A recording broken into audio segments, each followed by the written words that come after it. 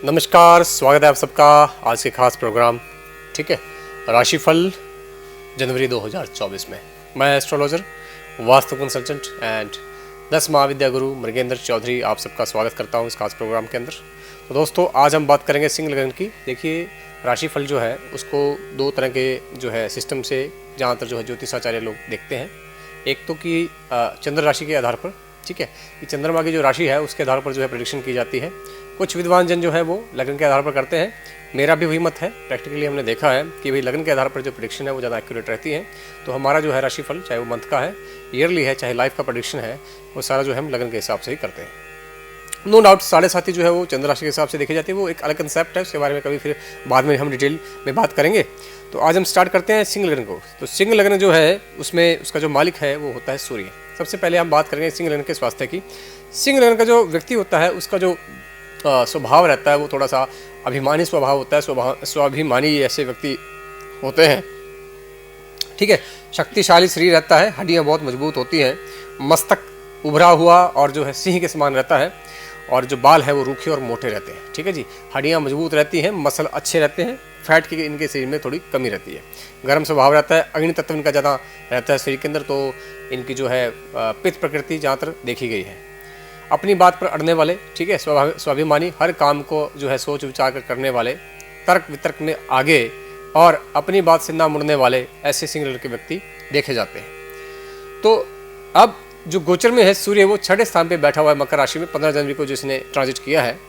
तो अभी सिंह लग्न के व्यक्तियों के स्वास्थ्य में थोड़ी समस्या आ सकती है, छोटी मोटी बीमारियां उनको हो सकती हैं, चोट लगने का भी योग बना हुआ है, क्योंकि षष्ठे शनि जो है सप्तम स्थान में बैठा हुआ है और सप्तम स्थान से वो लग्न पे दृष्टि डाले हुए है। और दूसरा सूर्य जो है वो 6ठे स्थान में बैठा हुआ है। अभी अगर जब सूर्य 7th हाउस में गोचर करेगा तब भी ये स्थिति बनेगी। अभी चोट लगने का आपको भयंकर योग बना हुआ है, सिर में चोट लग सकती है, रीढ़ की हड्डी पे भी चोट लगने का योग बना हुआ है। तो बहुत सावधानी से आप रहें लगभग 2 महीने के लिए।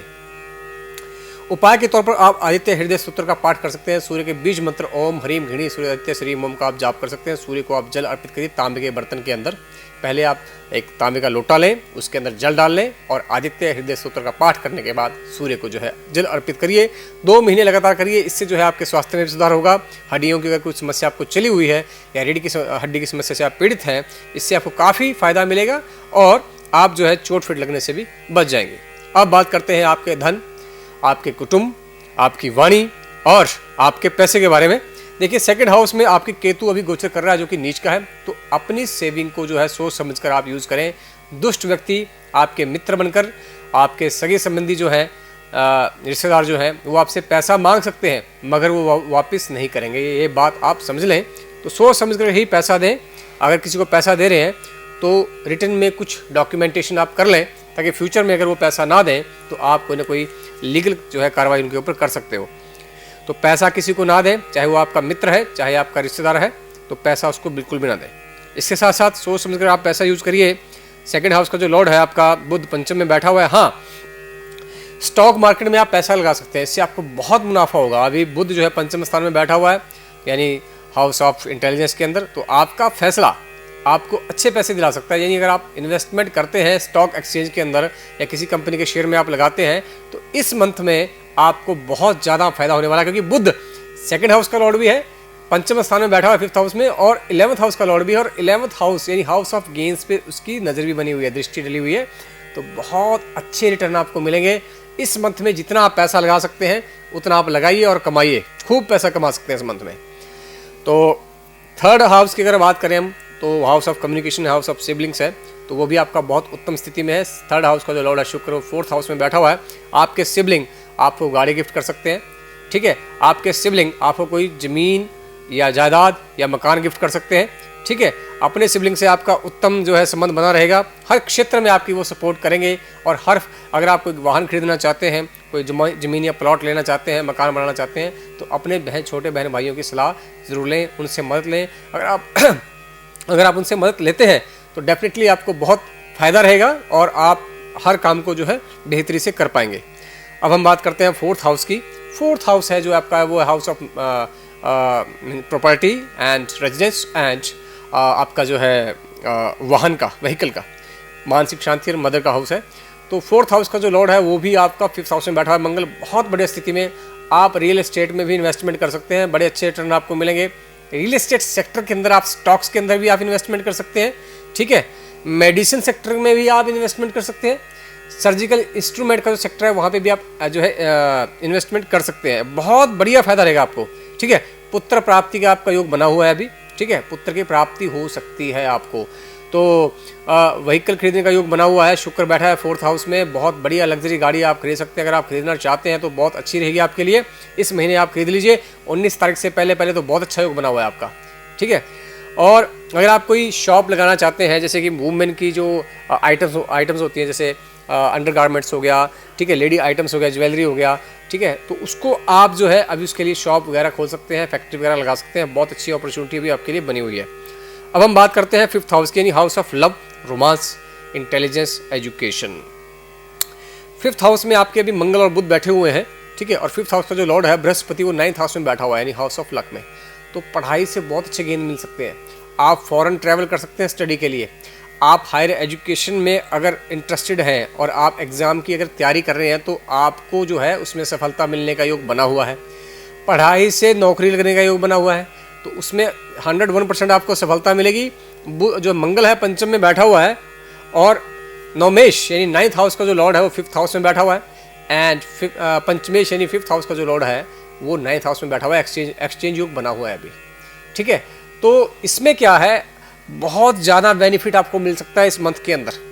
आप अगर चाहते हैं एजुकेशन के सेक्टर में ग्रो करना, आप कर सकते हैं। आप कोई कोचिंग इंस्टीट्यूट खोल सकते हैं, आप कोई एजुकेशन से संबंधित इंस्टीट्यूट खोल सकते हैं, कंसल्टेंसी फर्म खोल सकते हैं जिसमें आप कोचिंग दे सकते हैं, कंसल्टेंसी दे सकते हैं, ठीक है।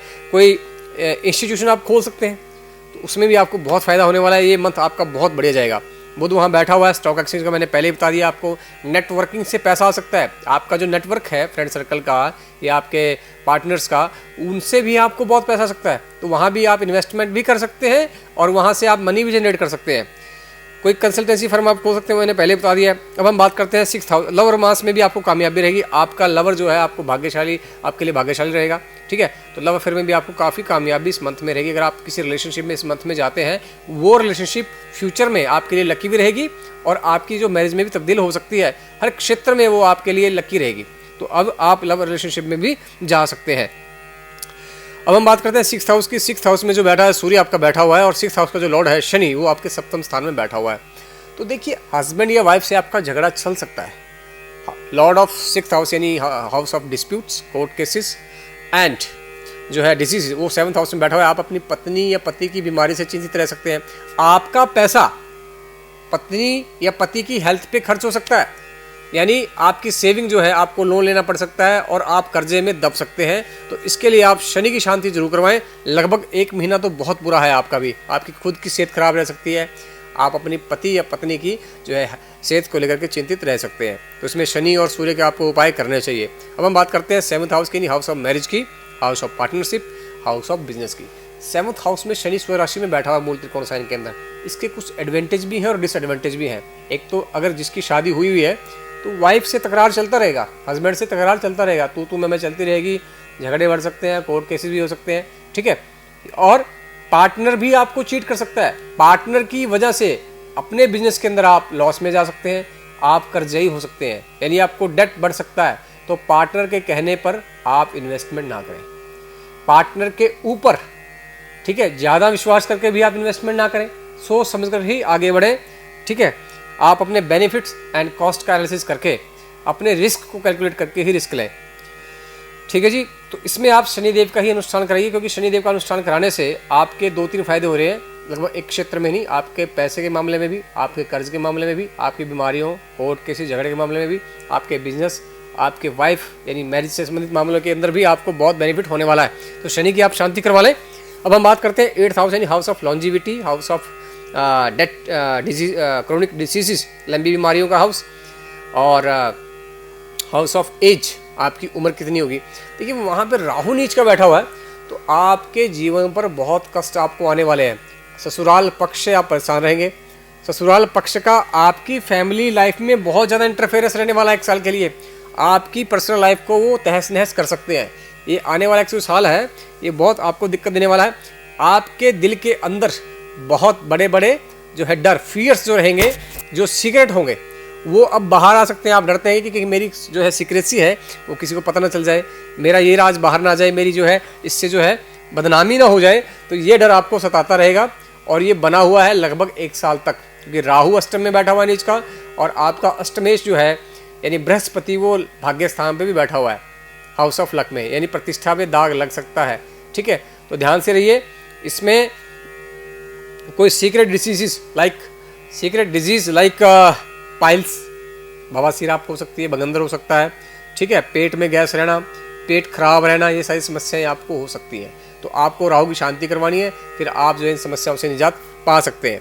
अब हम बात करते हैं 9th हाउस की, house of luck, house of relationship with father, house of long journey travel, house of higher education हो गया, house of luck, house of धर्मा।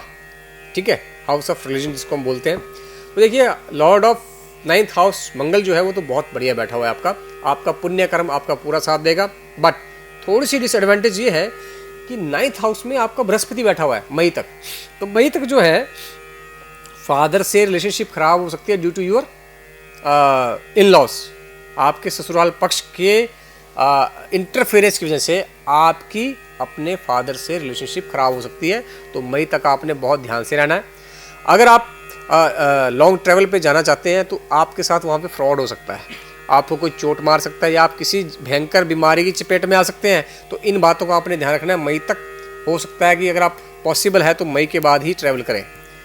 अगर हम बात करते हैं कि आप जो है किसी एग्ज़ाम के लिए प्रिपेयर कर रहे हैं, तो अगर आप सीक्रेट एजेंसीज़ के एग्ज़ाम के लिए प्रिपेयर कर रहे हैं, जैसे रॉ हो गया, इंटेलिजेंस ब्यूरो हो गया, सीक्रेट एजेंसीज और होती हैं जो, तो उसमें आपको सफलता मिलने के 100% चांसेस बने हुए हैं। ऐसा एग्ज़ाम अगर आप देना चाहते हैं तो उसको दे दीजिए। मई से पहले अगर आप दे देते हैं तो बहुत हद तक पॉसिबिलिटी कि आप सेलेक्ट हो जाएं। अब हम बात करते हैं 10th हाउस की, house of status, house of career and house of job का। अब आपका जो 10th हाउस का जो लॉर्ड है शुक्र बैठा हुआ है 4th हाउस में। अगर आप जॉब के लिए तैयारी कर रहे हैं, अगर आप जॉब के लिए प्रिपेयर कर रहे हैं, अगर आप जॉब के लिए इंटरव्यू पे जाना चाहते हैं, तो अभी जो है अगला 1 महीना आपके लिए बहुत बढ़िया है। ठीक है, जो लोग कंपटीशन का एग्ज़ाम की तैयारी कर रहे हैं उनका एग्ज़ाम क्रैक होने का बहुत अच्छा चांस अभी बना हुआ है 1 महीने तक, जब तक शुक्र अभी देखिए वृश्चिक राशि में गोचर कर रहा है। तो 19 तारीख को ये जो है धनु राशि में चला जाएगा। लगभग 1 महीना आपके पास बहुत बड़े चांस है। तो आप एग्ज़ाम पे पूरा जोर लगा दीजिए। हर तरह की एफर्ट्स आप साम दाम दंड भेद जो आप लगा सकते हैं इस मंथ में वो आप लगा दीजिए। चांसेस है कि आपको सफलता मिल जाएगी। शुक्र का अगर आपका शुक्र आपकी जन्मपत्री में उत्तम स्थिति में बैठा हुआ है तो आप इसका ओपल भी धारण कर सकते हैं। अगर आपको पता नहीं है कि आपका शुक्र कैसा है, आपको रत्न धारण करना चाहिए नहीं करना चाहिए, तो आप हमसे अपॉइंटमेंट लेके भी बात कर सकते हैं। तो डिटेल में हम आपको बता देंगे कि आपको रत्न धारण करना है नहीं करना है, क्योंकि रत्न धारण करना भी अपने आप में एक बहुत बड़ी बात होती है। ऐसे ही किसी से पूछ करके रत्न नहीं डाल लेना चाहिए, उसके फिर फायदे की जगह नुकसान भी आपको हो सकते हैं। तो शुक्र का आप रत्न धारण कर सकते हैं अगर आपका शुक्र जो है लगन पत्रिका के अंदर भी अच्छी स्थिति में बैठा हुआ है। ठीक है जी। तो अब हम बात करते हैं जी 11th हाउस यानी हाउस ऑफ गेंस के। तो वो मैंने पहले बताया था कि बुध आपका बहुत उत्तम स्थिति में पंचम हाउस में बैठा हुआ है। तो स्टॉक मार्केट में गेंस के योग बहुत बढ़िया बने हुए हैं आपके। ठीक है, नेटवर्किंग से भी बहुत पैसा आ सकता है आपको, एडवर्टाइजमेंट से बहुत पैसा आ सकता है। ठीक है जी, ऑनलाइन मीडिया से पैसा आ सकता है, पब्लिशिंग से भी आपको पैसा आ सकता है। आप बुक्स की कोई शॉप लगा सकते हैं, बुक्स की कोई पब्लिशर की आप कोई कंपनी इनिशिएट कर सकते हैं। एजुकेशन का कोई इंस्टीट्यूशन या कंसल्टेंसी फर्म आप खोल सकते हैं। ठीक है, स्टॉक मार्केट में आप पैसा लगा सकते हैं। तो सारी अपॉर्चुनिटीज़ आपके लिए बनी हुई है। एक मंथ का जो महीना है, ये जो 1 मंथ का जो पीरियड है, इसमें आप बहुत पैसा कमा सकते हैं। इसके साथ साथ अगर आपका बुध आपकी जन्म पत्री में उत्तम स्थिति में बैठा हुआ है तो आप पन्ना धारण कर लीजिए। फिर तो कहना ही क्या है कि आपको कितनी तरक्की देगा आप सोच नहीं सकते हैं। ठीक है, तो अगर आप ये जानना चाहते हैं कि आप पन्ना डाल सकते हैं नहीं डाल सकते हैं, तो आप हमसे जो है अपनी कुंडली का एनालिसिस करवा सकते हैं। अब हम बात करते हैं 12th हाउस की, यानी हाउस ऑफ जो है प्राइवेसी, हाउस ऑफ जो है sexual life, sexual satisfaction, house of foreign travel and settlement and विदेश यात्रा, विदेश का जो सेटलमेंट है, and house of meditation and spirituality. देखिए आपका जो चंद्रमा है वो अष्टम स्थान में बैठा हुआ है, 8th हाउस में बैठा हुआ है as a lord of 12th house. So it is not in a favourable position में इट इज़ नॉट देयर। तो ये जो है it is afflicted by Rahu से पीड़ित है बहुत ज़्यादा।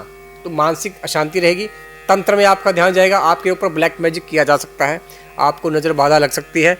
आपके फॉरेन ट्रैवल में अगर आप जाना चाहते हैं अभी तो वीज़ा में इशू आएंगी, ट्रैवल में भी आपके इशू आएंगे, अगर आप बाहर चले गए तो आप फंस सकते हैं किसी लीगल केस के अंदर। तो अभी जो है इस चीज़ को आप 3-4 दिन तक अवॉइड करिए। जब चंद्रमा मेष राशि में गोचर कर जाएगा फिर आपका बहुत बढ़िया योग बनेगा विदेश में जाने का भी और सेटलमेंट होने का भी। ठीक है, तो गुड लक। ये था हमारा एनालिसिस आज सिंह लग्न के लिए जनवरी मंथ के लिए 2024 वर्ष के लिए।